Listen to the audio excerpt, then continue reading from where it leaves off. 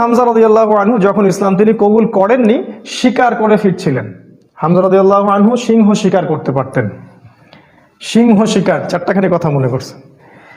এরপর তিনি যখন যাচ্ছিলেন তখন এই দাসী হামজা রাদিয়াল্লাহু আনহুকে বললেন যে আপনি যদি দেখতেন কিভাবে আপনার ভাতিজাকে আবু জেহেল অপমান করলো, তাকে গালিগালাজ করলো, তাকে আঘাত করলো, তাহলে আপনি স্থির থাকতে পারতেন না। হামজা রাদিয়াল্লাহু আনহু তখন বললেন, আওয়া ফাআলা হাদা, সে কি সত্যিই কাজ করেছে?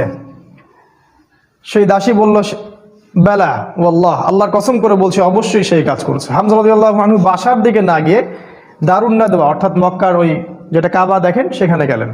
সেখানে দেখলেন সেখানে আবু জেহেল তার দলবলকে নিয়ে সেখানে দাঁড়িয়ে আছে। হামজা রাদিয়াল্লাহু আনহু ঘর থেকে নেমেই আবু জেহেলের কলার ধরলেন এবং প্রচণ্ড জোরে একটা ঘুষি দিলেন, প্রচণ্ড জোরে। বলে দেয় আবু জেহেল কিন্তু ওই সময়কার মক্কার রাষ্ট্রনেতা, মক্কার গোত্রের সব গোত্রের কিন্তু বনু মাখজুমের সর্দার। হামজা রাদিয়াল্লাহু আনহু এই কাজটা করলেন এবং বললেন, রুদ্দাহা ইন ইসতাতা, তো যদি ক্ষমতা থাকে আমাকে ঘুষি মেরে ফেরত দে, যদি ক্ষমতা থাকে, রুদ্দাহা ইন ইসতাতা, ক্ষমতা থাকলে আমার গালেও একটা মেরে দেখা, কথাটা তো এরকম আর কি। আবু জেহেল কিছু করতে পারলো না। হামজা রাদিয়াল্লাহু আনহু বললেন, ইন্নী উশহিদু আল্লা ইলাহা ইল্লাল্লাহ ওয়া আকুলু মা ইয়াকুল, আমি সাক্ষ্য দিচ্ছি আল্লাহ ছাড়া কোনো মাবুদ নাই, আমার ভাতিজা যা বলে আমিও তাই বলি। রুদ্দাহা ইন ইসতাতা, যদি তোমার ক্ষমতা থাকে তাহলে আমাকে আঘাত করে দেখাও, আজকে থেকে আমি তার দলে, সে যা বলে আমিও তাই বলি। হামজা রাদিয়াল্লাহু আনহু ছুটলেন তার ভাতিজার দিকে, দারুল আরকামে গিয়ে তাকে পেলেন এবং সেখানে গিয়ে বললেন, ইয়া ইবনে আখি, হে আমার ভাতিজা, কুনতু আনসুরুকা বিল হামিয়া, আমি তোমাকে এর আগে আত্মীয়তার সম্পর্কের জন্য প্রোটেক্ট করতাম, ওয়ালান আনসুরুকা লিল ইসলাম, আর আজকে থেকে আমি তোমাকে ইসলামের জন্য প্রোটেক্ট করব ইনশাআল্লাহ। এই ঘটনায় রাসূল সাল্লাল্লাহু আলাইহি ওয়াসাল্লাম এত খুশি হয়েছিলেন, তিনি হামজা রাদিয়াল্লাহু আনহুকে একদম বুকে জড়িয়ে ধরে চুমু খাইলেন। আর যখন হামজা রাদিয়াল্লাহু আনহু উহুদের মাঠে শহীদ হন, আমাদের নবীজি অঝোর নয়নে কেঁদেছেন। তার শাহাদাতের দৃশ্য যদি দেখতেন, আমরা যদি দেখতে পারতাম, তাকে বর্ষা নিক্ষেপ করে হত্যা করা হয়েছে, বর্ষাটা তার কলিজা ভেদ করে পিছন দিয়ে বের হয়ে গেছে, চোরাগুপ্তা হামলা চালিয়ে, কারণ সামনে থেকে তাকে মারার ক্ষমতা ছিল না। আজকেও ইসলামকে সামন থেকে শেষ করা এত সহজ না, এই জন্য পিছন থেকে সবসময় চক্রান্ত করতে থাকে এরা, কিভাবে কোথায় কি লাগায় দেওয়া যাবে, কিভাবে কি করা যাবে। আর তার কলিজাটা হিন্দা ছিঁড়ে দাঁত দিয়ে কামড়ানোর চেষ্টা করেছিল। এই হচ্ছে আমাদের শেকড়ের পূর্বপুরুষরা। তাই এই ঘটনাটা উমর রাদিয়াল্লাহু আনহু দেখেছিলেন ওই দিন, এই ঘটনাটা উমর রাদিয়াল্লাহু আনহু দেখলেন এবং বাসায় গিয়ে তিনি চিন্তা করতে থাকলেন যে সব ফাসাদের মূল মনে হয় মুহাম্মদ, এই ব্যক্তিটার কারণেই আরবের মধ্যে বিভক্তি সৃষ্টি হচ্ছে, ফিতনা ফাসাদ সৃষ্টি হচ্ছে। তাহলে আমার করণীয় কি? আমিও তো একটা গোত্রের নেতা, তিনি আদি গোত্রের নেতা ছিলেন, তো তিনি খোলা তরবারি হাতে চললেন, এবার তিনি নবীজিকে হত্যা করবেন। ওই যে ঘটনাটা জানেন আপনারা, পথিমধ্যে একজনের সাথে দেখা হলো, সে বলল যে নবীজিকে হত্যা করার আগে তুমি তোমার বোন আর ভগ্নিপতির বাসায় যাও, তারা তো ইসলাম কবুল করেছে। তিনি আসলেন, এসে দরজা যখন নক করলেন, দরজার আড়াল থেকে শুনতে পারলেন ভিতরে তিলাওয়াত হচ্ছে কিছু একটার, সূরা তাহা তিলাওয়াত হচ্ছিল। তাহা মা আনজালনা আলাইকাল কুরআনা লিতাশকা ইল্লা তাযকিরাতাল লিমান ইয়াখশা তানজিলাম মিম্মান খালাকাল আরদা ওয়াস সামাওয়াতিল উলা আর রহমান আলাল আরশি ইস্তাওয়া। তিনি দরজা খুলে ঢুকলেন এবং জিজ্ঞাসা করলেন, মা কুনতুম তাকরাউন, তোমরা কি পড়ছিলে? বোন অস্বীকার করলো যে আমি কিছু না, তাহাদ্দাসনা বাইনানা, আমরা পরস্পরে কথা বলছিলাম। তখন তিনি বললেন যে ফালা তাকরিবা কুনতু সামিআতু ইন্নাকুমা সাবাতুমা, তিনি বললেন যে আমি শুনেছি তোমরা দুজনে সাবা হয়ে গেছো, মানে বেদিন হয়ে গেছো, মিথ্যা বলবে না আমার কাছে। তখন তার ভগ্নিপতি বললেন, ইয়া ওমর হাল রাআইতা হাক্কান ফি গায়রি দীনি, এই কথাটা বললেন, হে ওমর তুমি কি ইসলাম ছাড়া অন্য কোনো দিনের মধ্যে হক খুঁজে পেয়েছো? তখন তিনি বুঝতে পারলেন সত্যি সত্যি ইসলাম কবুল করেছে। তিনি মারধর শুরু করলেন, এক পর্যায়ে বোনকে থাপ্পড় মারলেন, রক্তাক্ত হয়ে গেলেন এবং তার বোন তখন তার নাকের উপরেই বললেন যে শাহিদতু আল্লা ইলাহা ইল্লাল্লাহ ওয়া আন্না মুহাম্মাদান আবদুহু ওয়া রাসূলুহু ইফআল মা শি'তা, তোমার যা ইচ্ছা তুমি তাই করো, আমি সাক্ষ্য দিচ্ছি আমরা যে আল্লাহ ছাড়া কোনো ইলাহ নাই এবং মুহাম্মদ আল্লাহর রাসূল সাল্লাল্লাহু আলাইহি ওয়াসাল্লাম। ওমর রাদিয়াল্লাহু আনহু ঠান্ডা হলেন এবং যেহেতু বোনকে মারছেন, একটা ভালোবাসা তো কাজ করে। মাথা যখন ঠান্ডা হলো, তিনি জিজ্ঞাসা করলেন যে তোমরা কি পড়ছিলে? তিনি বললেন, না চিনি উখতি, আমাকে ওই কাগজটা দাও হে আমার বোন, আমি একটু পড়ে দেখি। প্রথমে তিনি দিতে চান নাই, পরে তার ভগ্নিপতি বললেন, তার স্বামী তাকে বললেন, যে ইশারা করলেন তাকে দাও। কারণ তারা জানতেন উমর রাদিয়াল্লাহু আনহু একজন স্বচ্ছ মনের মানুষ ছিলেন, মানে হয় হকের পক্ষে নাহলে বাতিলের পক্ষে, মন একদম ফ্রেশ, ভিতরে কোনো প্যাচ নাই। মানে আমাদের মতো না কিন্তু, মানে কিছু কিছু হকে আবার কিছু কিছু বাতিলে। দেখেন না, সুবিধা খোঁজে, আজকে যদি অনুকূল থাকে তাইলে প্রতিকূল থাকলে নাই, এই টাইপের ছিলেন, একদম স্ট্রেট ফরওয়ার্ড, যে আমি হয় এদিকে আছি নাহলে এদিকে। এবার ওমর রাদিয়াল্লাহু আনহু সেই ওই চিরকুটটা পড়া শুরু করলেন, সেখানে ওই সূরা তাহা লেখা ছিল। এবং বলে রাখি, ওই সময় আরবে মেবি, আমি একটু ভুল হতে পারি, 16 থেকে 17 জন পড়াশোনা করতে পারতেন, 16 থেকে 17 জন লেখাপড়া করতে পারতেন, বাকিরা লেখাপড়া করতে জানতেন না। ইভেন আমাদের নবী সাল্লাল্লাহু আলাইহি ওয়াসাল্লামও লিখতে পড়তে জানতেন না, ওমর রাদিয়াল্লাহু আনহু পড়তে জানতেন। তিনি পড়লেন এবং পড়ে বুঝতে পারলেন। যখন তিনি সূরাটা তেলাওয়াত করতে করতে করতে করতে এই আয়াতে আসলেন, সূরা তাহার দেখবেন প্রায় এই যে 10 থেকে 20-এর মধ্যে আয়াতগুলো আছে, যে তাদেরকে অবকাশ দাও সেই দিন পর্যন্ত, জালেমদেরকে অবকাশ দাও সেই দিন পর্যন্ত যখন আল্লাহ পাক তাদের প্রত্যেককে ধরে ধরে হিসাব নেবেন। এই আয়াতগুলো যখন তিনি পড়তে লাগলেন, তখন তার হৃদয়টা গুলে, মানে আল্লাহর কালাম তো, তিনি বুঝতে পারছেন তিলাওয়াত, তিনি আর থাকতে পারলেন, স্থির থাকতে পারলেন না। তিনি একটা কথা বলেন, আমিন হাদা ফাররাত কুরাইশ, কুরাইশরা কি এটা থেকেই পালাচ্ছে? তার ইশারা করলেন যে কুরাইশরা এখান থেকেই পালাচ্ছে। তিনি চোখ দিয়ে দরদর করে পানি পড়তে লাগলো এবং তিনি বললেন, খুজুনি ইলা রাসূলিল্লাহি ওয়া আসহাবিহি, আমাকে আল্লাহ রাসূল এবং তার সাহাবীদের কাছে নিয়ে চলো। আযহাবু ইলাইহি ওয়া আসলিমু, আমি তার কাছে যাব এবং ইসলাম কবুল করব। তিনি চললেন দারুল আরকামের দিকে। সেখানে ছিলেন হামজা রাদিয়াল্লাহু আনহু, ওই যে কিছুদিন আগে ইসলাম কবুল করছেন। হামজা রাদিয়াল্লাহু আনহু একজনকে পাঠালেন, দরজায় দেখো কে নক করছে। সে গিয়ে দেখলো, সাহাবীর নাম সম্ভবত খাব্বাব রাদিয়াল্লাহু আনহু। তিনি দেখলেন ফুটা দিয়ে যে ওমর ইবনুল খাত্তাব দরজার বাইরে তরোয়াল হাতে আছে। তিনি ভয় পেয়ে গেলেন, ভিতরে এসে বললেন, ক্বাদ জাআ ইবনুল খাত্তাব বিসাইফ, ইবনুল খাত্তাব তরোয়ালি হাতে এসেছে। তখন ওমর, সবাই ভয় পেয়ে গেলেন, আবু বকর সিদ্দিক সহ, যে এবার না জানি কি হয়, কিয়ামত হয়ে যাবে এখানে। কারণ তার প্রচণ্ড রাগ ছিল। তিনি যে কত বড় যোদ্ধা ছিলেন সেটা বদরের মাঠে গেলে বুঝতে পারবেন, বদরের মাঠে আমরা যখন যাবো ইনশাআল্লাহ। তো হামজা রাদিয়াল্লাহু আনহু বললেন, মা লাকুম ক্বাদ ওয়াজিদতুম, তোমাদের কি হয়েছে, তোমরা ভয় পাচ্ছ কেন? ইফতাহু লাহুল বাব, তার জন্য দরজাটা খুলে দাও। লাউ ইউরিদ বিহি খায়রান ইয়াসলিম, সে যদি উত্তম কিছুর জন্য আসে ইসলাম কবুল করবে। আও ইউরিদ গায়রা যালিক ইয়াকুনু কতলুহু আলাইনা হাইয়িনা, আর যদি ও খারাপ কোনো ইন্টেনশন এখানে আসে, ওকে আমরাই ধরে মেরে ফেলে দিব। এই যে হামজা, উনিও কাউকে টারান না। তুমি এত বড় যোদ্ধা তো কি হয়েছে, আমরাও তোমার চেয়ে কম না। তো তিনি উমর রাদিয়াল্লাহু আনহুর কলারটা ধরে ভিতরে নিয়ে আসলেন, নিয়ে এসে দরজার সাথে ঠেকিয়ে দিয়ে বললেন যে, আলা তানতাহি হাত্তা ইয়ানজিলাল্লাহু বিকা কারিয়া, আলা তানতাহি হাত্তা ইয়ানজিলাল্লাহু বিকা কারিয়া, তুমি কি ততদিন পর্যন্ত বিরত হবে না যতদিন না আল্লাহ পাক তোমার উপরে কোনো শাস্তি আযাব পাঠাচ্ছেন আসমান থেকে? এইভাবে তিনি ধমক দিলেন আর কি।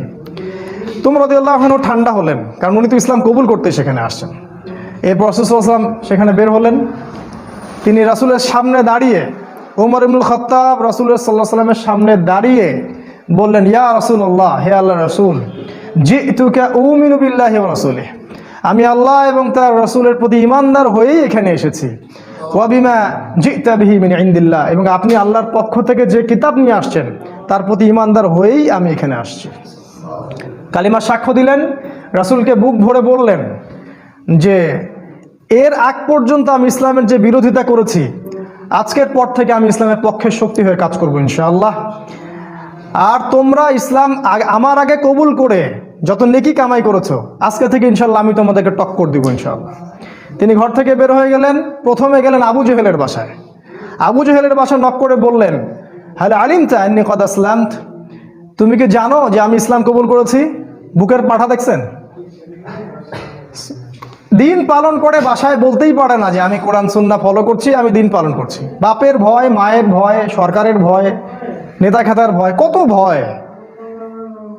আমাদের বাপদাদাই কি আসলে এরকম ছিলেন? তিনি আবু জাহেলের বাসায় গিয়ে বললেন, তুমি কি হাল আলিমতা আন্নী কদ আসলামত, এ আবু জাহেল তুমি কি জানলা যে আমি ইসলাম কবুল করছি?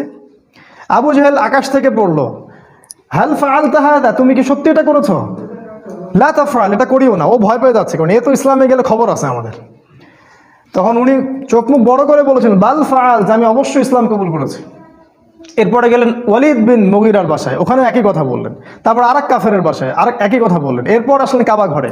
কাবা ঘরে এসে বললেন যে ইয়া আইয়ুহান নাস, হে হে হে লোক সকল, ই'লামু আন্নী কদ আসলাম, তোমরা জেনে রাখো আমি ইসলাম কবুল করেছি। ওয়া আন শাহিদতু আল্লা ইলাহা ইল্লাল্লাহ ওয়া আন্না মুহাম্মাদান রাসূলুল্লাহ, আমি সাক্ষ্য দিয়েছি আল্লাহ ছাড়া কোনো মাবুদ নাই, মুহাম্মদ সাল্লাল্লাহু আলাইহি ওয়াসাল্লাম আল্লাহর বান্দা এবং রাসূল। এরপরে লোকজন তাকে মারা শুরু করলো, সবাই তাকে মারা শুরু করলো। পারতেছিল না তার সাথে, তিনি একাই 8-10 জনকে ডিফেন্ড করতেছিলেন। এক পর্যায়ে সেখানে আরও কিছু গোত্রনেতা আসে এবং তাদের মারামারিটা বন্ধ করে দেন। এবার দেখেন, মারামারি বন্ধ করে দিয়ে একজন উমর রাদিয়াল্লাহু আনহুকে বলছিলেন যে আফালা কুনতা কাতামত, ওমর তুমি কি চুপ থাকতে পারতে না? এই যে আমাদের হিকমা আছে না, চুপ থাকো। ওমর তুমি কি চুপ থাকতে পারতে না? তো ওমর ইবনুল খাত্তাব বলছেন, ওয়াল্লাহি লা আকতুমুল হাক্কা ওয়া হুয়া আলামু, যখন আমি সত্য জেনেছি আল্লাহর কসম করে বলছি আমি সত্যকে গোপন রাখবো না। লাউ ফাররিকান্নাল হাক্কা মিনাল বাতিল কামা ফাররাকাল্লাহু বাইনাল লাইলি ওয়ান নাহার, আমি সত্যকে মিথ্যা থেকে আলাদা করে দিব, ঠিক যেমন করে আল্লাহ রাত থেকে দিনকে আলাদা করে দেন। সুবহানাল্লাহ। এই ঘটনার পরে তার নাম হয়েছে আল ফারুক, পার্থক্যকারী। যেমন করে মিরাজের ঘটনার পর আবু বকর সিদ্দিকের নাম হয়েছে কি? সিদ্দিক। প্রত্যেকটার পিছনে একটা ঘটনা আছে, পড়তে হবে, এগুলো জানতে হবে। আপনি ওই রাজ্যে বিচরণ করবেন তখন ইনশাআল্লাহ। এবার ইসলাম শক্তিশালী, কারণ বড় বড় দুজন নেতা আমাদের পক্ষে। মনে করেন পুতিন আমাদের পক্ষে, মনে করেন ওই আরো বড় বড় কিছু নেতা আমাদের পক্ষে। এখন ইসলাম শক্তিশালী, তাদের কাছে ক্ষমতা আছে, লোকজন জলবল আছে, আর অর্থ সম্পদ আছে। এবার রাসূলুল্লাহ সাল্লাল্লাহু আলাইহি ওয়াসাল্লাম এর কাছে গিয়ে ওমর রাদিয়াল্লাহু আনহু বললেন, ইয়া রাসূলুল্লাহ আলাসনা আলাল হক আলাইসু আলাল বাতিল, এভাবে বলতে থাকলেন, আমরা কি হকের উপর নাই, ওরা কি বাতিলের উপর নাই? আলাসনা মুসলিমান, আমরা কি মুসলিম না? আলাইসুল মুশরিকিন, তারা কি মুশরিক না? আমরা কেন এখানে গোপন এভাবে ইসলামের দাওয়াত দিব? আজকে থেকে প্রকাশ্যে দাওয়াত দিব। এই তারপর থেকে ইসলামের প্রকাশ্য দাওয়াত শুরু হলো। এবং মিছিল করতে করতে তারা কাবা ঘরে গেলেন এবং সবাই স্লোগান দিতে থাকলেন, লা ইলাহা ইল্লাল্লাহ মুহাম্মাদুর রাসূলুল্লাহ, লা ইলাহা ইল্লাল্লাহ মুহাম্মাদুর রাসূলুল্লাহ। এবার আরবের লোকরা জাজল্যমান একটা দৃশ্য দেখতেছে, রেভলিউশন। হঠাৎ করে এই যে 50, 60, 70 জন মানুষ বের হচ্ছে রাস্তায় এবং কালিমার সাক্ষ্য দিচ্ছে। ওই সময় কিন্তু এই পপুলেশনটা খুব কম না, একটু বেশি। এবার নির্যাতনের মাত্রা আরো বাড়তে থাকলো। আমাদের হাতে অল্প সময় আছে, আমি 5 মিনিটে শেষ করছি ইনশাল্লাহ। নির্যাতনের মাত্রা বাড়তে থাকলো এবং এক পর্যায়ে সাহাবীদের প্রতি এমন মর্মান্তিক নির্যাতন করা হলো। কিছু নমুনা আপনারা জানেন, ওই যে বিলাল রাদিয়াল্লাহু আনহুর ঘটনা, সুমাইয়া রাদিয়াল্লাহু আনহার ঘটনা, আবার খাব্বাব, তারপরে মুসআব বিন উমাইর, এদিকে উসমান রাদিয়াল্লাহু আনহু, ইভেন আবু বকর সিদ্দিক, সমস্ত সাহাবীকেই টর্চার করা হলো। মানে ফিজিক্যাল, মেন্টাল, ইকোনমিক্যাল, এমন কোনো টর্চার নাই যেটা করা হয়নি। এরপর রাসূল সাল্লাল্লাহু আলাইহি ওয়াসাল্লাম তাদেরকে বললেন, আবিসিনিয়ায় তোমরা হিজরত করো, দিন কায়েম দেখেন। অনুকূল পরিবেশে এখন আমরা প্রকাশের দাওয়াত দিচ্ছি, এখানে নির্যাতন হচ্ছে, ওখানে কিন্তু বোম ব্লাস্ট করছি না। আমরা বলছি যেখানে দিন পালনের সুযোগ আছে, অনুকূল পরিবেশ আছে, তোমরা সেখানে চলে যাও। সাহাবীরা চলে গেলেন ইথিওপিয়ায়, ওই যে আমি গতদিন খুতবায় বলেছিলাম, আবিসিনিয়ায়। ওখানে একজন বাদশা ছিলেন, সেই বাদশার নাম নাজাশি। সে ছিল একজন খ্রিস্টান নাসারা। একজন খ্রিস্টান আমাদেরকে আশ্রয় দিল। সব খ্রিস্টান এক না, সব খ্রিস্টান এই পশ্চিমা সভ্যতার মতো ওই ছেলে ছেলে বিয়েকে জায়েজ বলে না। এরা গডলেস পিপল, এই পৃথিবীর সবচেয়ে বড় জালেম এবং ফেরাউন এরা, এবং আবু জাহেলও বটে। এই বাদশা নাজাশি আমাদেরকে আশ্রয় দিলেন, আমরা রেফিউজি ছিলাম সেখানে, ওরা আমাদেরকে আশ্রয় দিল এবং আমরা সেখানে শান্তিপূর্ণ একটা পরিবেশে দিন পালন করতে থাকলাম। প্রথমে একবার হিজরত হলো, তারপর আরও একটা দল হিজরত করলো এবং কাফেররা বসে থাকেনি, তারাও সেখানে কূটনৈতিক তৎপরতা চালালো। আমর ইবনে আসকে সেখানে পাঠানো হয় এবং সেখানে মোনাজারা, বাহাস হয়। সেই বাহাসে জাফর রাদিয়াল্লাহু আনহু ওই বাদশার সামনে দাঁড়িয়ে সূরা মারিয়াম তেলাওয়াত করেছিলেন। আর ওই বাদশা কিন্তু ছিল নাসারা বা খ্রিস্টান। সূরা মারিয়ামের তেলাওয়াত শুনে সেই বাদশার চোখ দিয়ে ঝরঝর করে পানি পড়তে থাকলো। তিনি বুঝতে পারলেন যে এটা আল্লাহর পক্ষ থেকে এসে। তিনি বলেছিলেন একটা কথা, এটা লোভ সামলাতে পারছেন, তিনি বলেছেন যে ইন্নাহা ইন্নাহা লাহুদান ইয়াখরুজু মিন মিশকাতিন ওয়াহিদা মা আনজালাল্লাহু আলা ঈসা ইবনে মারইয়াম ইন্নাহা লাহুদা ইয়াখরুজু মিন মিশকাতিন ওয়াহিদা, এটা বলেছেন। এই বাদশা নাজাশী বলেছিলেন যে তুমি যে তেলাওয়াত করলে শুনে মনে হচ্ছে ঈসার কাছে যেটা এসেছিল এটা সেই একই আলোক বর্তিকা থেকে এসেছে। এ তো খ্রিস্টান, এ কি এদের মতো খ্রিস্টান? এরা কি এখান থেকে হেদায়েত নিবে না? সেই বাদশা নাজাশী মুসলিমদেরকে আশ্রয় দিলেন, সেখানে আমরা থাকলাম। এক পর্যায়ে এদিকে নির্যাতন আরও বাড়তে থাকলো। রাসূল সাল্লাল্লাহু আলাইহি ওয়াসাল্লাম এবং সাহাবীদেরকে 3 বছর বয়কট করা হলো। 3 বছর তারা ওই যে পাহাড়ের পাদদেশে, ওটাকে বলা হয় শিয়ারে আবু তলেব, সেখানে 3 বছর গাছের ছাল পাতা খেয়ে থেকেছে। সামান্য ভাই কষ্ট করে একটা সেমিনারে আসতে পারেন না, দিন কায়েমের স্বপ্ন দেখেন, সামান্য 10টা টাকা খরচ করতে পারেন না, মাসে কেন দিতে পারতেছেন না, সামান্য একটু সিরাপ পড়বেন সেটা পড়তে পারেন না, দিনের জন্য সামান্য একটু এফোর্ট দিবেন, জানমাল ব্যয় করবেন, কোন মুখ দিয়ে সাহাবীদের নাম উচ্চারণ করেন? 3 বছর শুধু গাছের ছাল পাতা খেয়ে থেকেছেন।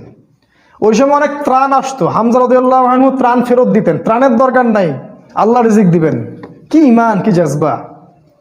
আমাদের বাপদাদা সবাই, আমাদের শেকড়, আমাদের গায়ে তাদেরই রক্ত আছে, কিন্তু কোনো না কোনোভাবে উপমহাদেশে ইসলাম তারা প্রচার করেছেন। যাই হোক, এবার এই বয়কটটা যখন উঠে যায় তখন রাসূল সাল্লাল্লাহু আলাইহি ওয়াসাল্লাম তায়েফে হিজরত করলেন। সেখানকার ঘটনা আপনারা জানেন। সেখান থেকে তাকে মারধর করে বের করে দেওয়া হয়, তিনি আবার মক্কায় চলে আসেন। এবার মক্কায় তিনি যখন স্টে করলেন, নবুয়তের 10, 11 আর 12 এই 3টা বছর শেষ করছি আমি। 10, 11, 12 এই 3টা বছরে মদিনা যে ইয়াসরিব থেকে প্রথমে 6 জন, তারপরে 12 জন, তারপরে 73 জন, পরপর 3 বছরে 3টা গ্রুপ আসলো। প্রথমে 6 জন, তার নেতৃত্বে ছিলেন আসাদ বিন জুরারা, তারপরের বছর 12 জন, তারপরের বছর 73 জন, আর 2 জন নারী, মোট 75 জন। এই 75 জন এসে রাসূলের কাছে বায়াত করলেন। বায়াত করে রাসূলকে বললেন যে আপনি মদিনায় হিজরত করেন। এবার রাসূল সাল্লাল্লাহু আলাইহি ওয়াসাল্লাম সাহাবীদেরকে নিয়ে মদিনায় হিজরত করলেন। আর মদিনায় হিজরত করার পরে সেখানে ইসলামিক স্টেট বা খিলাফা স্টেট কায়েম হলো। তারপরে দিন কিভাবে কায়েম হলো সেটা আমরা ইনশাআল্লাহ সালাতের পর শিখবো ইনশাআল্লাহ। জাযাকুম। আসসালামু আলাইকুম ওয়া রাহমাতুল্লাহ। বিসমিল্লাহি আউওয়ালাহু ওয়া আখিরাহু। আলহামদুলিল্লাহ। প্রশংসা সেই আল্লাহ পাকের জন্য, যিনি আমাদেরকে মাগরিবের সালাতের পর আবারও বসার তৌফিক দান করেছেন। সবাই বলি আলহামদুলিল্লাহ। হৃদয়ের অন্তঃস্থল থেকে দরুদ পাঠ করি আমাদের প্রিয় নবী মুহাম্মদ রাসূলুল্লাহ সাল্লাল্লাহু আলাইহি ওয়াসাল্লামের প্রতি। আল্লাহুম্মা সাল্লি আলা মুহাম্মদ, আল্লাহুম্মা বারিক আলা মুহাম্মদ। মাগরিবের সালাতের আগ পর্যন্ত আমরা যতটুকু আলোচনা করেছিলাম মদিনায় হিজরত পর্যন্ত। হিজরতের যে মূল ঘটনাটা, সেই ঘটনাটা হচ্ছে যে ইয়াসরিব বা মদিনা থেকে প্রথমে 6 জন যুবক মক্কায় আসেন হজের মৌসুমে। হজ কিন্তু তখনও ছিল, মানে এই হজ সিস্টেম না, বিকৃত হজের সিস্টেম। কারণ তারা দাবি করতো যে আমরা ইব্রাহিম আলাইহিস সালামের রিলিজিয়ন ফলো করি। মক্কার কুরাইশরা এটা দাবি করতো আমরা ইব্রাহিমী দিন ফলো করি, এই জন্য তারা হজও কিন্তু করতো। এখনও দেখবেন, এখনও যারা মুশরিক আকীদা লালন করে তারাও কিন্তু বছর বছর হজ উমরা ঠিকই করে। তো এটা নতুন কিছু না।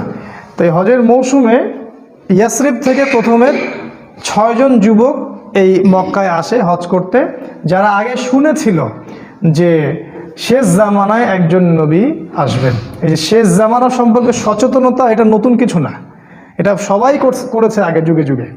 ইহুদিরা খুঁজে খুঁজে বেড়াতো যে কবে নবী বের হবে, আমরা কবে তার কাছে বায়াত নিব। যখন দেখলো নবী ইসমাইল আলাইহিস সালামের বংশ থেকে আসে, তখন তারা আর সেখান থেকে বায়াত নিল না, উদ্ধত অহংকার করলো। অথচ আমরা কিন্তু ওদের কাবা বাইতুল মাকদাসকে কেন্দ্র করে দীর্ঘদিন নামাজ পড়েছি, এটা বোঝানোর জন্য যে একই সোর্স থেকে সব নবী এসেছেন। যাই হোক, এই 6 জন যুবকের নেতৃত্ব দিয়েছিলেন আসাদ বিন জুরারাহ রাদিয়াল্লাহু আনহু, একজন সাহাবী। তিনি রাসূল সাল্লাল্লাহু আলাইহি ওয়াসাল্লামের সাথে দেখা করলেন 6 জন সাহাবীকে সাথে নিয়ে। আমাদের নবীজি সাল্লাল্লাহু আলাইহি ওয়াসাল্লাম কোরআন পাঠ করে শোনালেন, তাদেরকে ইসলামের দাওয়াত দিলেন এবং এই 6 জন ইসলাম কবুল করলেন আলহামদুলিল্লাহ। এই প্রথম মদিনা থেকে কেউ এসে ইসলাম কবুল করলো। এর আগ পর্যন্ত দেখলেন দীর্ঘ 10 বছর কত চড়াই উতরাই আমাদেরকে পার হতে হলো। এদিকে কাফেরদের নির্যাতন কিন্তু ব্যাপক হচ্ছিল। বয়কট করেছে 3 বছর, তার পরের বছর খাদিজা রাদিয়াল্লাহু আনহা মারা যান, একই বছর চাচা আবু তলেবও মারা যান, মাত্র 3 দিনের ব্যবধানে সম্ভবত। এবং এতে করে নির্যাতন আরও বেড়ে যায়, ওখানে থাকা আমাদের জন্য কষ্টকর হয়ে যায়। তখন নবীজি চাচ্ছিলেন হিজরত করার জন্যেই। আল্লাহ পাকের আদেশের অপেক্ষা করছিলেন। এই জন্য প্রথমে তিনি আবিসিনিয়ায় পাঠিয়েছেন সাহাবীদেরকে, তারপর নিজে গিয়েছেন তায়েফে। আপনারা জানেন তায়েফ থেকে তাকে রক্তাক্ত হয়ে ফিরে আসতে হয়, তায়েফবাসী ইসলাম কবুল করেনি। সেখানে 3 জন ভাই ছিল, আব্দে ইয়ালাইল, আব্দে মাসউদ আর হাবিব বিন আমর। এরা নবীজিকে পাথর নিক্ষেপ করে মাথা ফাটিয়ে দিয়েছিল, ছোট ছোট ছেলেপেলেদেরকে লেলিয়ে দিয়েছিল, যারা নবীজিকে রক্তাক্ত করেছিল। আর আমাদের নবীজি তাদের জন্য বদদোয়া করেননি, বরং দোয়া করেছিলেন যে আমি আশা করি আল্লাহ পাক এর পরবর্তী জেনারেশন থেকে এমন কাউকে বের করবেন যারা আল্লাহর একত্ববাদে বিশ্বাস করবে। একটা তথ্য দিয়ে রেখে আপনাদেরকে, আবু হুরায়রা রাদিয়াল্লাহু আনহু কিন্তু ওই তায়েফবাসীরই সন্তান। যদি নবীজি ওই দিন বদদোয়া করতেন তাহলে আমরা আজকে আবু হুরায়রা রাদিয়াল্লাহু আনহুকে পেতাম না। তার কাছে কিন্তু আসমান, এই যে আপনার পাহাড় পর্বতে ফেরেশতাকে পাঠানো হয়েছিল। পাহাড় পর্বতে ফেরেশতা থাকে, এই কথা আমাদের গডলেস ওয়ার্ল্ড বিশ্বাস করবে না, এডুকেশন সিস্টেম সেকুলার কনসেপ্ট আর বিশ্বাস করবে না। তো আমরা ওদেরকে বলি তোমরা গেট লস, তোমরা এখানে দূর হবে এখান থেকে। পাহাড় পর্বতে ফেরেশতা যখন এসেছিলেন বলেছিলেন আল্লাহ পাক আপনার সাথে তায়েফবাসী যা করেছে আল্লাহ পাক দেখেছেন, আপনি যদি চান 2 পাহাড়কে পিষে একদম তায়েফকে শেষ করে দিব। নবীজি বললেন আমি চাই আল্লাহ পাক ওদেরকে হেদায়েত দান করুন। সুবহানাল্লাহ। তো যাই হোক, এরপরে নবীজি হিজরতের অপেক্ষা করছিলেন, এই সময় ঘটনাটা ঘটে। 6 জন ইয়াসরিবের যুবক আসেন, তারা ইসলাম কবুল করেন। তারপর তাদেরকে নবীজি পাঠিয়ে দেন, মদিনায় পাঠিয়ে দেন, বলেন তোমরা ওখানে দাওয়াতি কাজ করতে থাকো। পরের বছর মানে নবুয়তের এটা ছিল 10ম 11তম বর্ষে তারা আরও 6 জনকে সাথে নিয়ে আসে। দেখেন দিন কায়েম কেমন করে হচ্ছে, প্রথমে গোপন দাওয়াত, তারপরে প্রকাশ্যে দাওয়াত, তারপরে একদম যখন আমাদের জনবল বেশি হয়ে গেল, মানে বড় বড় নেতা খেতা মানুষ টাইপের সবাই আমাদের দলে চলে আসলো, তখন আমরা আরও মানে কি বলবো ফ্রিকোয়েন্সির সাথে দাওয়াত দেওয়া শুরু করলাম। এবং যত ফ্রিকোয়েন্ট দাওয়াত হবে তত নির্যাতন বেশি হবে, এটাই সুন্নাহ। এটা হতে থাকলো, এক পর্যায়ে হিজরত করলাম, বয়কট করলো, সোশ্যাল বয়কট, অর্থনৈতিক বয়কট, সব কিছু করলো। তারপরে আমরা হিজরতের জন্য অপেক্ষা করছিলাম। এই 12 জন, এই পরের বছর আরও 6 জন, 6 যোগ 6 মোট 12 জনকে তারা নিয়ে আসলেন। এই 12 জনের সাথে নবী সাল্লাল্লাহু আলাইহি ওয়াসাল্লাম একজন সাহাবীকে মদিনায় পাঠালেন। বিখ্যাত সেই সাহাবী, তার নাম হচ্ছে মুসআব বিন উমাইর রাদিয়াল্লাহু তাআলা আনহু। তিনি প্রচণ্ড রকম ধনীর দুলাল ছিলেন, ইসলামের জন্য সব ছেড়ে দিয়েছিলেন। যখন উহুদের মাঠে তাকে শহীদ করা হয় তখন তাকে কবর দেওয়ার মতো একটা জামা পর্যন্ত পাওয়া যায়নি, তাকে ঘাস দিয়ে ঢেকে কবর দেওয়া হয়েছে। আমরা যারা দায়ী তারা কি মুসআব বিন উমাইর? বাংলাদেশে লক্ষ লক্ষ এই যে সিজনে বক্তব্য হবে, এরা কি সবাই মুসআব বিন উমাইর? আলাদা জিনিস। এই দায়ী ইসলামের ইতিহাসের প্রথম দায়ী। কুইজ আসবে আপনাদের অনেক সময়, জিজ্ঞাসা করে অনেকে দেখবেন ইসলামের ইতিহাসে প্রথম দায়ীকে, এই মুসআব বিন উমাইর রাদিয়াল্লাহু আনহু। তাকে নবীজি পাঠালেন এই 12 জনের সাথে মদিনায়। এবার তিনি গিয়ে মদিনার ঘরে ঘরে দাওয়াত দিতে থাকলেন। আর মদিনায় ছিল আওস এবং খাজরাজ, 2টা গোত্র আপনারা জানেন। মদিনায় ছিল আওস এবং খাজরাজ, এর পাশাপাশি কিছু ইহুদি ছিল, বনু নাজির, বনু কোরাইজা, আর কি একটা কি জানি, বনু কাইনুকা। মাশাআল্লাহ, জাযাকাল্লাহ। এই 3টা গোত্র ছিল ওই মদিনায়। আর কিছু কিছু মুশরিকও ছিল। এই মুশরিকটা পরে মুনাফিক হয়ে যায় আর কি, আব্দুল্লাহ বিন উবাইয়ের অনুসারী। তো তিনি ঘরে ঘরে দাওয়াত দিতে থাকলেন এবং মাশাআল্লাহ আল্লাহ পাক দাওয়াত কবুল করলেন। এবং আস্তে আস্তে আস্তে আস্তে প্রায় 70-75 জন মানুষ ইসলাম কবুল করলেন মাশাআল্লাহ। প্রত্যেকেই এই মুসআব বিন উমাইর রাদিয়াল্লাহু আনহুর মাধ্যমে ইসলামের হেদায়েতটা পেলেন। চিন্তা করেন তাকে আল্লাহ পাক কিয়ামতের মাঠে কি নেকিটা দিবেন ইনশাআল্লাহ। এবার ওখানে হিজরত করার পটভূমি রচিত হলো। মানে এমন কোনো জায়গায় যাওয়া যাবে না দিনের ব্যাপারটা নিয়ে হিজরত করে যেখানে আমাদের লোকাল সাপোর্ট নাই। প্রতিটা জায়গায় আপনি একটা দলিল পাবেন। একটু ঠান্ডা মাথায় চিন্তা করেন, দেখেন নবী কিভাবে দিন কায়েম করেছেন। ওখানে লোকাল সাপোর্ট পেলাম, আওস এবং খাজরাজ তারা ইসলাম কবুল করলো। এবার নবুয়তের 13তম বর্ষে এই 75 জন, 73 জন পুরুষ আর 2 জন নারী। যদি জিজ্ঞাসা করি ভাইয়া 2 জন নারীর একজনের নাম বলো, হয়তো বলতে পারবেন না। জানা উচিত ছিল। ক্যাটরিনা কাইফকে তো সবাই চিনে, তাই না? সাকিবের স্ত্রীর নাম জানে, নুসাইবা, একজনের নাম হচ্ছে নুসাইবা রাদিয়াল্লাহু আনহা, তিনিও উহুদের মাঠে যুদ্ধ করেছেন বীর বিক্রমে। আরেকজনের নাম আসমা, তিনিও মাশাআল্লাহ একজন বলিষ্ঠ সাহাবী ছিলেন। ইনি আবু বকর সিদ্দিকের মেয়ে না, আরেকজন। তো এই 2 জন নারী আর 73 জন পুরুষ রাসূলের কাছে আসলেন নবুয়তের 13তম বর্ষে। এবার এই বায়াত হচ্ছে। বায়াত তো বোঝেন, আমাদের এই মানে দল সংগঠন বা পীর মুরিদের বায়াত না, এটা বায়াত 2টা ক্ষেত্রে হয়, এক নবীর হাতে অথবা ইসলামী রাষ্ট্রপ্রধানের হাতে। এই 2টা সেক্টরে বায়াত হয়েছে ইসলাম, অন্য কোনো সেক্টরে বায়াত হয়নি। At the same time Abu Bakr Siddique বায়াত নিচ্ছেন, অন্য সাহাবীরাও বায়াত নিচ্ছেন, এমন কোনো ঘটনা নাই।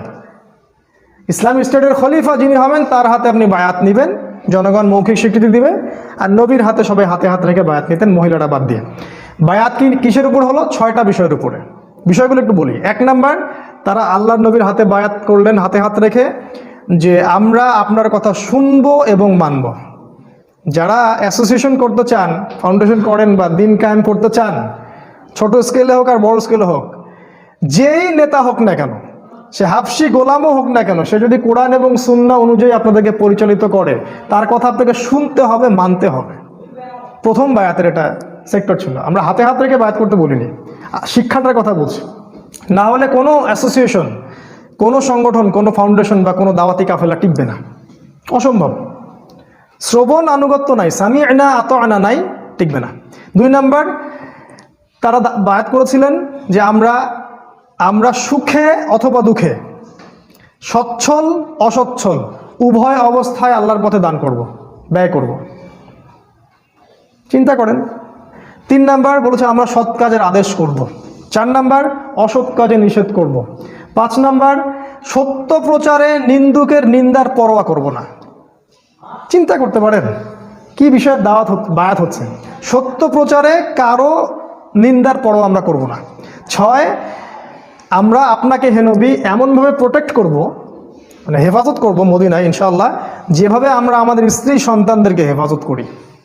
এই 6টা বিষয়ের উপর তারা হাতে হাত রেখে বায়াত করলেন এবং তারা জিজ্ঞাসা করলেন যে ইয়া রাসূলুল্লাহ, এগুলা করলে আমরা কি পাবো?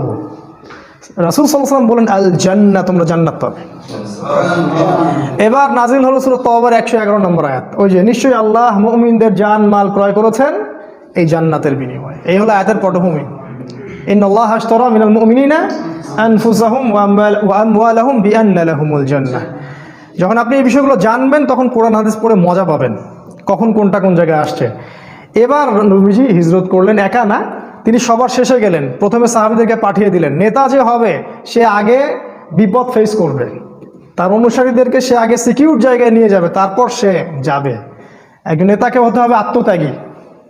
আগে কর্মীদের স্বার্থ দেখতে হবে, তাদের মেন্টালিটি বুঝতে হবে, কার মানসিকতা কি, কার মধ্যে কি পোটেনশিয়াল আছে। তিনি যাকে তাকে দাওয়াত দিতে পাঠান নাই, মুসআব বিন উমাইরকেই পাঠিয়েছেন, কারণ তিনি জানতেন যে তার মধ্যেই যোগ্যতাটা আছে। তারপর তিনি হিজরত করলেন। আপনারা জানেন ওই হেরা গুহায় কি হলো, গাড়ির সাউরে কি হলো। এদিকে 100 উটের ঘোষণা হলো, ধরে আনতে পারলে 100 উট দেওয়া হবে।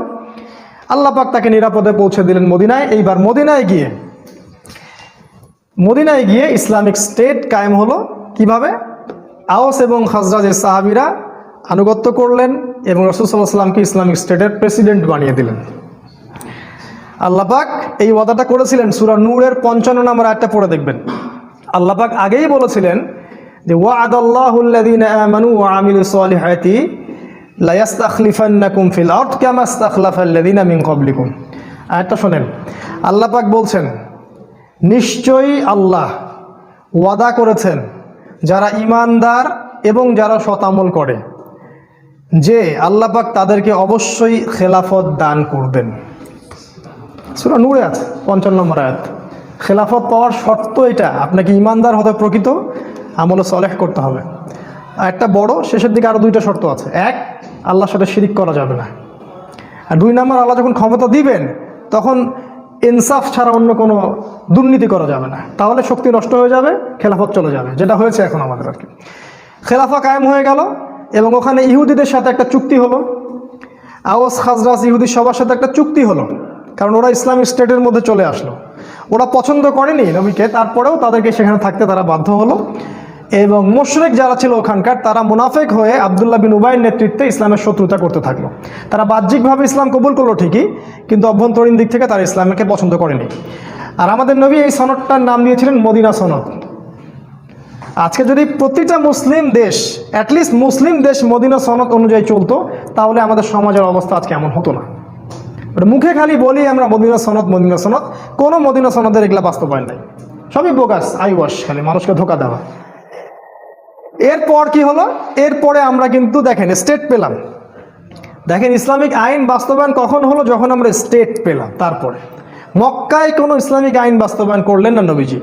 মক্কায় যখন সাহাবীদেরকে নির্যাতন করা হচ্ছিল, সাহাবীরা বলছিলেন আমাদেরকে যুদ্ধের অনুমতি দেন ইয়া রাসূলুল্লাহ, আমরা আল্লাহর পথে যুদ্ধ করব এই মুশরিকদের বিরুদ্ধে।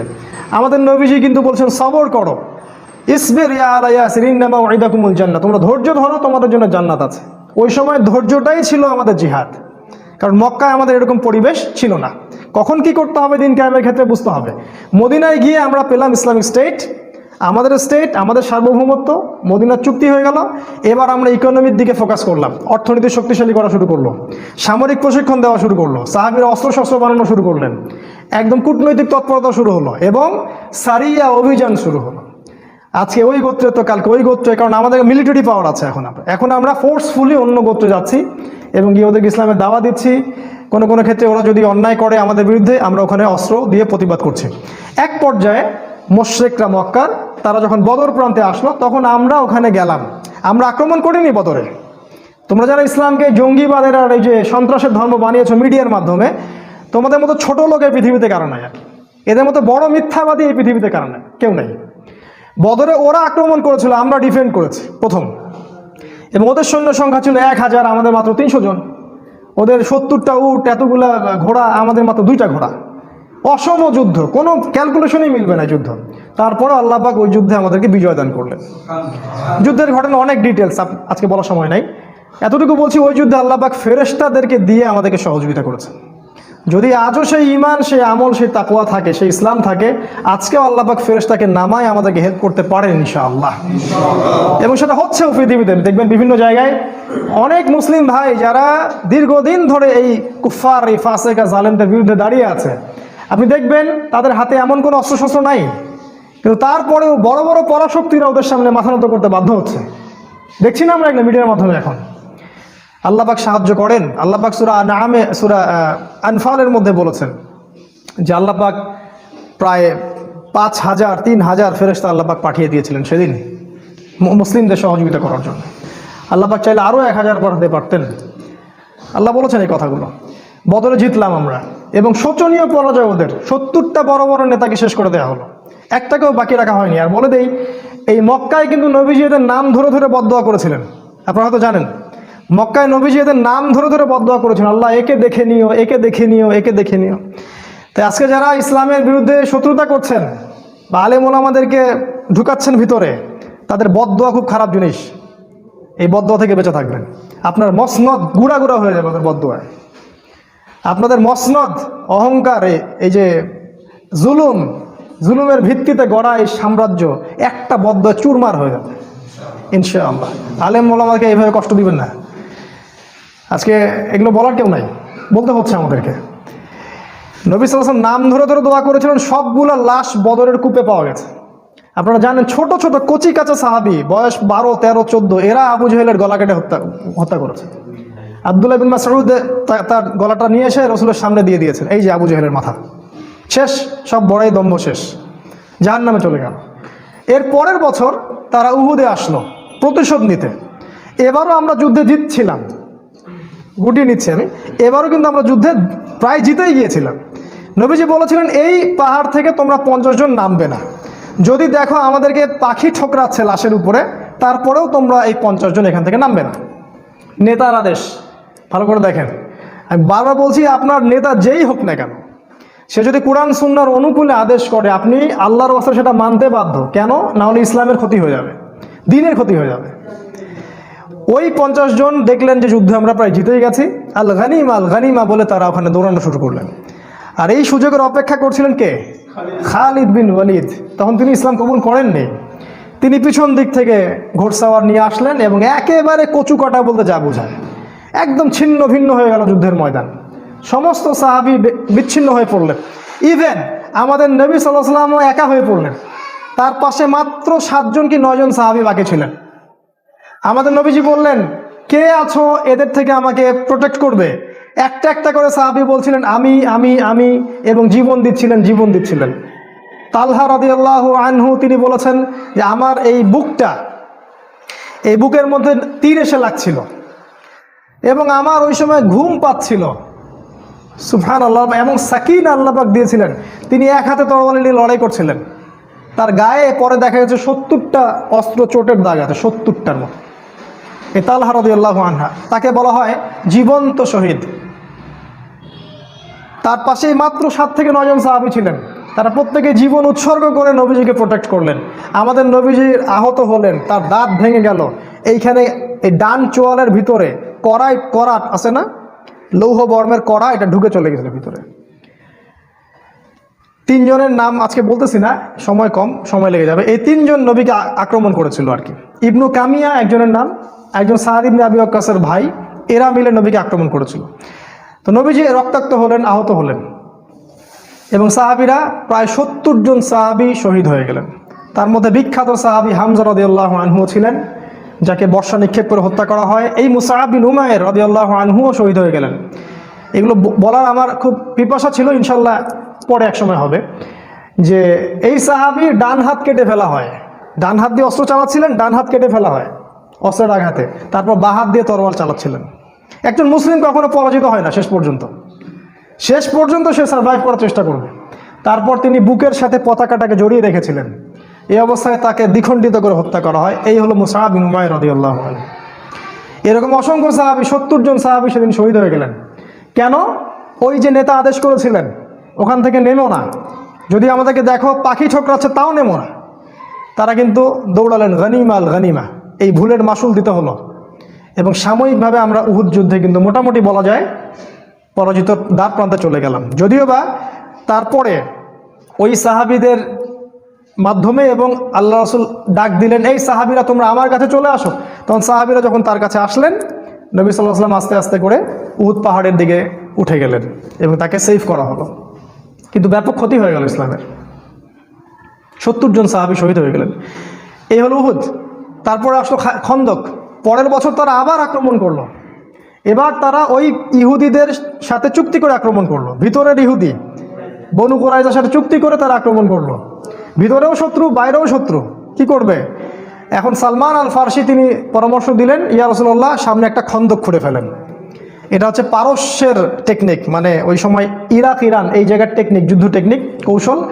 খন্দক থাকলে ওরাও আসতে পারবে না, আমরাও ডিফেন্ড করতে পারবো। আমাদের নবীজি খেয়ে না খেয়ে সেই খন্দক খুঁড়লেন নিজে, খালি পেটে, পেটের মধ্যে পাথর বেঁধে। প্রত্যেক সাহাবীকে 10 হাত করে জায়গা দেয়া হলো, তোমরা খোঁড়ো।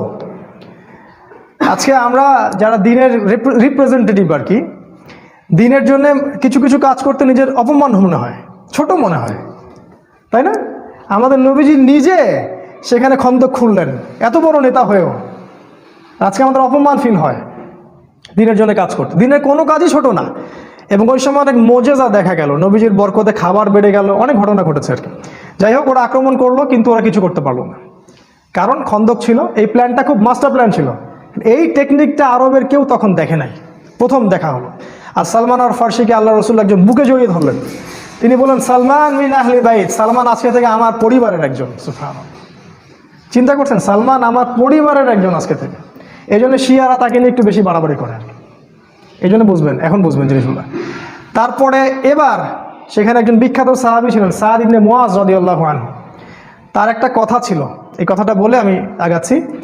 তিনি বলেছিলেন, ইয়া রাসূলুল্লাহ, আপনি যুদ্ধ করেন, আমরা মুসাকে তার কওম যা বলেছিল আমরা কখনো আপনাকে সেটা বলবো না। আপনি যদি আমাদেরকে নিয়ে সমুদ্রে ঝাঁপাতে চান, আমরা আপনার সাথে সমুদ্রেও লাফ দিতে প্রস্তুত আছি। পাবেন এরকম অনুসারী, এখন এরকম মুসলিমরা পাবেন। এই সাদ বিন মুআজ রাদিয়াল্লাহু আনহুকে এই খন্দকের যুদ্ধে শহীদ করা হয় এবং তিনি দোয়া করেছিলেন, আল্লাহ মুশরিকদের সাথে যদি কোনো যুদ্ধ বাকি থাকে আমাকে জীবিত রেখো। তিনি শহীদ হলেন এবং শহীদ হওয়ার আগে বললেন যে আজকের পর থেকে মুশরিকরা আমাদেরকে আর আক্রমণ করবে না, কারণ আমি আল্লাহর কাছে দোয়া করেছিলাম যদি মুশরিকদের সাথে কোনো যুদ্ধ বাকি থাকে আল্লাহ আমাকে আপনি বাঁচিয়ে রাখেন। আজকে আমি শহীদ হচ্ছি, তার মানে এরপর থেকে ইসলাম আরও সামনের দিকে যাবে, আর ওরা আমাদেরকে আক্রমণ করতে পারবে না। এবং তাই হলো। এরপর থেকে তারা আর আমাদেরকে আক্রমণ করতে পারলো না। এরপর থেকে সব কাউন্টার অ্যাটাক শুরু হলো এবং আমরা এবার অফেন্সিভলি অ্যাটাক করা শুরু করলাম। আগে আমরা ডিফেন্স করছিলাম, এবার আমরা অ্যাটাক করা শুরু করলাম। আস্তে আস্তে আরবের বিভিন্ন গোত্রগুলো আমরা আস্তে আস্তে করতলগত করলাম। এবং 6ষ্ঠ হিজরিতে গিয়ে নবী সাল্লাল্লাহু আলাইহি ওয়াসাল্লাম হুদাই ওই যে ওমরা করতে যেতে চাইলেন, তারা পথ আটকে দিল। এবং ওখানে খালিদ বিন ওয়ালিদ অন্যান্য সাহাবী, ওই সময় তারা মানে কুফার ছিলেন, তারা পথ আটকে দিল। সেখানে চুক্তি হলো, হুদাইবিয়ার চুক্তি, 10 বছর আমরা লড়াই করব না, আমাদের কেউ আপনাদের ওখানে গেলে আপনারা ফিরিয়ে দিবেন, আপনাদের কেউ আসলে আমরা ফিরিয়ে দিব না, ইত্যাদি। সবগুলোতে নবীজি বললেন ঠিক আছে, তোমরা যা বলবা তাই। কারণ নবীজি জানতেন কোনো মুসলিম মুরতাদ হয়ে তোমাদের দলে যাবে না, যদি আসে তাহলে তোমাদের থেকে আমাদের এখানে আসবে।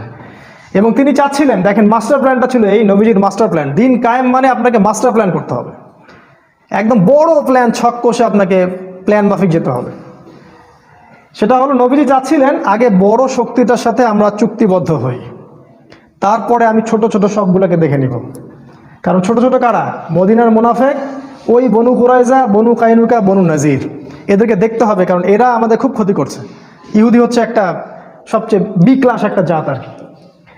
এবার নবীজি যখন মুশরিকদের সাথে 10 বছর চুক্তি হয়ে গেল, তিনি নিশ্চিত হয়ে গেলেন এরা আর আমাদেরকে এখন আক্রমণ করবে না, চুক্তিবদ্ধ আছি আমরা। এবার তিনি খায়বার অ্যাটাক করলেন কাউকে না জানিয়ে, ইভেন তার স্ত্রীকেও তিনি বুঝতে দিলেন না যে কালকে সকালে আমি আক্রমণ করতে যাচ্ছি। দেখেন কি মাস্টার প্ল্যান। এবং খায়বারের পতাকা দিলেন তিনি আলী রাদিয়াল্লাহু আনহুর হাতে, এবং তিনি বললেন যে কালকে আমি এমন একজনের হাতে পতাকা দিব যাকে আল্লাহ ভালোবাসেন, তার রসুলও ভালোবাসে। সবাই আশা করছিলেন যে আমি হব সেই সাহাবী, কিন্তু সকালবেলা তিনি খুঁজলেন আলী কোথায়। ওই ছোট্ট আলী যার কথা বললাম প্রথমে, বড় হয়ে গেছে এখন। উনি ইসলামের এমন কোনো যুদ্ধ নাই যেখানে রসুলের পাশে ছিলেন না, বদরেও, উহুদে, সব জায়গায়। আমাদের বাচ্চাদেরকে আলীর মতো তৈরি করতে হবে রাদিয়াল্লাহু আনহু। তো তাকে পতাকা দেওয়া হলো এবং বলা হলো যে তোমার দ্বারা যদি একটা ব্যক্তিও হেদায়েত পায় তাহলে সেটা হবে লাল উট কোরবানি করার চেয়ে বেশি নেকির কাজ। এখানে একটা ঘটনা ঘটে, আলী রাদিয়াল্লাহু আনহু যেটা দুর্গ জয় হচ্ছিল না, সেই দুর্গে একজন সেনাপতি ছিল, তার নাম হচ্ছে মারহাব। এই মারহাব এত বড় যোদ্ধা ছিল যে একাই সে 10-20 জনের সাথে লড়তে পারত। আলী রাদিয়াল্লাহু আনহু তার সামনে দাঁড়িয়ে বললেন, আমার মা আমার নাম রেখেছে হায়দার। এবার দ্বন্দ্বযুদ্ধ শুরু হলো, ও প্রচণ্ড আক্রমণ করলো। মানে ইতিহাসের বইগুলোতে এসেছে যে আলী রাদিয়াল্লাহু আনহু ঢালটা হাত থেকে পড়ে যায়, আর আলী রাদিয়াল্লাহু আনহুকে আল্লাহ পাক ওই সময় এমন শক্তি দেন যে হাত দিয়ে তিনি বাঁ হাত দিয়ে লোহার কপাটটা খুলে ঢাল হিসেবে ব্যবহার করেছিলেন। এবং তার একটা কোপ এই মারহাবের মাথা থেকে শুরু করে একদম পা পর্যন্ত বডিটা পুরো দ্বিখণ্ডিত হয়ে গেল এবং তরোয়ালটা মাটিতে গেঁথে গেল। এইভাবে মারহাবকে নিহত হতে হয় এবং আলী রাদিয়াল্লাহু আনহুর মাধ্যমে এই দুর্গটা জয় হয়, নামুস দুর্গ। পরে দেখবেন এবার খায়বার বিজয় হয়ে গেল। খায়বার বিজয়ের পর প্রচুর সম্পত্তি পেলাম আমরা, গনিমতের মাল, এবং মুসলিমদের মধ্যে যারা দরিদ্র ছিল সবার ইকোনমিক অবস্থা ভালো হয়ে গেল। আল্লাহর পথে জিহাদ করবেন না, কখনো অর্থনৈতিক স্বাবলম্বিতা আসবে না। শুধু ওই ধার ঋণ আর ওই করে আমাদের চললে হয়তো হবে না। যেদিন থেকে এই উম্মাহ জিহাদ ছেড়ে দিয়েছে ওই দিন থেকে আমরা আজকে দাস হয়ে গেছি। এক সময় যারা আমাদেরকে ট্যাক্স দিত, জিজিয়া দিত, আমাদের শেল্টারে বড় হতো, এরাই আজকে আমাদেরকে ঋণ দেয়, লোন দেয়, ওদের লোনে আমরা রাষ্ট্র চালাই। আর সব দেয় চড়া সুদে। মানে সুদ খাওয়াবে আপনাকে এই কারণে যাতে আপনার দোয়া কবুল না হয়। আমি আজকে একটা হাদিস পড়েছি, 1 মিনিট, আমি এটা আগে কখনো পড়িনি। সেটা হচ্ছে সুদখোরদেরকে আমি শুধু সতর্ক করার জন্য বলছি, যারা রিবার সাথে সম্পৃক্ত থাকবে এবং বিনা তওবায় মারা যাবে, আল্লাহ পাক তাদেরকে যে শাস্তিটা দিবেন কিয়ামতের মাঠে সেটা হচ্ছে, দেখেন তাদের পেটটা ফুলে থাকবে উঁচু, এবং ফেরাউনের যে অনুসারীরা ছিল, ফেরাউনের অনুসারীরা, এই তথ্যটা আমি আগে পাইনি, ফেরাউনের অনুসারীরা জাহান্নামে এই সুদখোরদেরকে মারিয়ে মারিয়ে মারিয়ে জাহান্নামে যাবে। ফেরাউনের অনুসারীদের পায়ের তলে এদেরকে পিষ্ট করে জাহান্নামে দেওয়া হবে। কত বড় মানে অপমানজনক শাস্তি। কারণ কি? কারণ এই রিবার মাধ্যমে পুরো বিশ্বে একটা ফেরাউনি অর্থনৈতিক দাসত্ব সৃষ্টি করা হয়েছে। একই জিনিস ফেরাউন যা করেছে রিবার মাধ্যমে এটা তাই করা হয়েছে। তো এবার সচ্ছলতা চলে আসলো। তারপরে দেখেন এবার নবী সাল্লাল্লাহু আলাইহি ওয়াসাল্লাম পররাষ্ট্রনীতি শুরু করলেন। রোমের সম্রাটকে দাওয়াত দিচ্ছেন, ওইদিকে হিরাক্লিয়াসকে দাওয়াত দিচ্ছেন, মিশরে দাওয়াত দিচ্ছেন। আস্তে আস্তে এটা এক্সপ্যান্ড করলো। আগে ছিল শুধু মদিনায়, এখন চলে গেল পুরো বিশ্বব্যাপী। কিভাবে দিন কায়েম হচ্ছে দেখেন, লেভেলগুলো দেখেন। এবার দলে দলে মানুষ ইসলামের দিকে আসতে থাকলো, দলে দলে মানুষ। এর মধ্যে কিছু বিচ্ছিন্ন ঘটনা ঘটেছে, যেমন বীরে মাউনার ঘটনা, তারপরে আপনার ওই যে 70 জন সাহাবীকে ট্র্যাপে ফেলে হত্যা করা হয় সেটার ঘটনা, অনেক ঘটনা ঘটেছে যেখানে অনেক সাহাবীকে কিন্তু ওই কাফের মুশরিকরা অনেক ট্র্যাপ সৃষ্টি করে মেরে ফেলেছে। ওই যে খুবাইব রাদিয়াল্লাহু আনহু, তাকে শুলে চড়িয়ে হত্যা করা হয়েছে, অনেক সাহাবীকে মেরে ফেলা হয়েছে, কিন্তু তারপরেও ইসলাম থেমেছিল না। মানুষ দলে দলে ইসলাম কবুল করতে থাকলো এবং রাসূল সাল্লাল্লাহু আলাইহি ওয়াসাল্লাম এবার মক্কা অভিমুখে অভিযান দেওয়ার মনস্থ করলেন। তিনি একটা ওসিলা খুঁজছিলেন, আল্লাহ পাক সেই ওসিলা দিয়ে দিলেন। কারণ মদিনার শেল্টারে একটা গোত্র ছিল আর মক্কার শেল্টারে একটা গোত্র ছিল। কোনো না কোনোভাবে এই দুই গোত্রের একটা দ্বন্দ্ব হয়ে যায় এবং ওই মুশরিকদের আন্ডারে যে ছিল তারা মুসলিমদের একজন মানে যেটাকে বলে জিম্মি, তাকে হত্যা করে এবং তারা চুক্তি লঙ্ঘন করে। এবার নবী সাল্লাল্লাহু আলাইহি ওয়াসাল্লাম সুযোগ পেয়ে গেলেন, প্রায় লক্ষাধিক সৈন্য বলা হয় সাহাবী নিয়ে তিনি মক্কা অভিমুখে রওনা হলেন এবং কাউকে না জানিয়ে উল্টো দিক দিয়ে, যতটা বুঝতে না পারে আমি মক্কায় যাচ্ছি। ট্যাকটিক কত স্মার্ট তিনি দেখেন, মুশরিকদের সাথে চুক্তি করে খায়বার অ্যাটাক করলেন, কারণ বড় শত্রু আমাকে এখন কিছু করতে পারবে না, এখন আগে একে দেখে নেই, তারপরে আমি একে দেখে নিব। আমাদের মতো ওই খালি মসজিদে আসো যাও এই কনসেপ্টে তিনি বিশ্বাসী ছিলেন না। প্ল্যান করে আগাতেন যে এরপরে কি তারপরে কি, তিনি কখনো ক্লান্ত হতেন না। এগুলো সুন্নাহ, স্ট্র্যাটেজিক সুন্নাহ। তারপর মক্কা যখন অ্যাটাক করা হয় তখন মক্কার মুশরিকরা বুঝে ফেললো আর আমাদের গত্যন্তর নাই। এবার আবু সুফিয়ান পর্যন্ত এসে কি করলো জানেন তো? আবু সুফিয়ান পর্যন্ত এসে নতজানু হয়ে ইসলাম কবুল করলো, কিন্তু প্রথমে কবুল করতে চায়নি, পরে কিন্তু কবুল করলো নতজানু হয়ে। এবং রাসূল সাল্লাল্লাহু আলাইহি ওয়াসাল্লাম বিনা যুদ্ধে পুরো মক্কাটাকে জয় করলেন। আমাদের নবী রাহমাতুল্লিল আলামিন মক্কার প্রতিটা মানুষকে মাফ করে দিলেন। তবে তিনি এক শ্রেণীর মানুষকে মাফ করেন নাই, কাবার গেলাফ ধরা অবস্থায় তাকে হত্যা করা হয়েছে। তারা কারা? যারা নবীজিকে গালি দিয়ে কবিতা লিখে কষ্ট দিয়েছিল, তাদেরকে তিনি মাফ করেননি। আর আজকে আমরা বাক স্বাধীনতার নামে আমাদের প্রিয় নবী মুহাম্মদ সাল্লাল্লাহু আলাইহি ওয়াসাল্লামের শানে, তার সম্মানে, তার ইজ্জতে আঘাত করি আর দাবি করি যে আমরা বড় মুসলিম কান্ট্রি, 90% মুসলিমের দেশ। সুবহানাল্লাহ, আল্লাহ পাকের কাছে দোয়া করে আল্লাহ পাক এদের মসনদকে গুড়িয়ে দেন, ধ্বংস করে দেন। যাদের নবীকে গালি দেওয়ার পর যাদের হৃদয়ে আঘাত লাগে না, যাদের কষ্ট হয় না, নিজের বাবাকে গালি দিলে কষ্ট লাগে, নবীকে গালি দিলে কষ্ট লাগে না, তাদের জন্য বদদোয়া ছাড়া আমাদের ভিতর থেকে দোয়া আসে না। কিছু করার নাই, মাফ করবেন, দোয়া আমাদের ভিতর থেকে আসে না, কারণ নবীর প্রতি আপনি রেসপেক্ট দেখাতে পারেননি। আমাদের নবী সবাইকে মাফ করে দিলেন, আনতুমুত তুলাকা, তোমরা সবাই আজকে ক্ষমাপ্রাপ্ত, তোমাদেরকে মাফ করে দিলাম। কিন্তু কাবার গেলাফ ধরা অবস্থাতেও তিনি ওই রাসূলকে গালি দানকারী ওই ব্যক্তিকে হত্যা করলেন, গলা কেটে ফেললেন, তাকে মাফ করলেন না। এবার ইসলাম দেখেন মক্কা, শুধু মদিনায় না, পুরো মক্কা জাজিরাতুল আরবে প্রতিষ্ঠা হয়ে গেল। এরপর তিনি তায়েফে আক্রমণ করলেন। ওই যে তায়েফ, যারা তাকে বের করে দিয়েছিল, দেখেন আজকে ফল না পেলেও দিনের কাজের ফল আপনি আগামীতে পাবেন। এত অধৈর্য হওয়ার কিছু নাই, এত অধৈর্য হবেন না। তায়েফবাসী তাকে বের করে দিল, তিনি পরে ওই তায়েফ অ্যাটাক করলেন, সেখানে আবার ইসলামের পতাকা প্রতিষ্ঠিত হলো। এরপর তিনি হুনাইন অ্যাটাক করলেন। হুনাইন, সেখানে কিন্তু সাহাবীদের মধ্যে একটা চেতনা ছিল যে আমরা জিতবো। আল্লাহ পাক ওই যুদ্ধে কিন্তু ওদেরকে একটা শিক্ষা দিয়েছেন। সূরা তাওবায় দেখবেন সাহাবীরা বলেছিল আমরা আজকে সংখ্যায় অনেক, আমাদেরকে কে হারাতে পারবে। কিন্তু ওই সময় পদস্খলন হলো এবং অল্প কিছু হুনাইনের সৈন্য কাফের, তারা কিন্তু মুসলিমদেরকে একটা ছিন্ন ভিন্ন অবস্থা করে ফেললো। এটাকে শিক্ষা কি? কখনো সংখ্যা এগুলো নিয়ে গর্ব করতে নাই। কাম মিন ফিআতিন কলিলা গালাবাত ফিআতান কাসীরা, কতই না ক্ষুদ্র দল বড় বড় দলের উপর বিজয়ী হয়েছে। প্রতিটা যুদ্ধে আমরা ছিলাম অল্প সংখ্যক, আমাদের শক্তি ঈমান থেকে আসবে।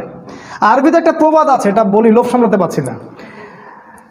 আল ইয়াদু লা ইয়াহমিলু সাইফ আল কলবু ইয়াহমিলুহু, আরবিতে বলে যে হাত তরবারি ধারণ করে না, তরোয়াল কলব ধারণ করে। মানে কলিজা লাগে তরোয়াল ধরতে, হাত লাগে না।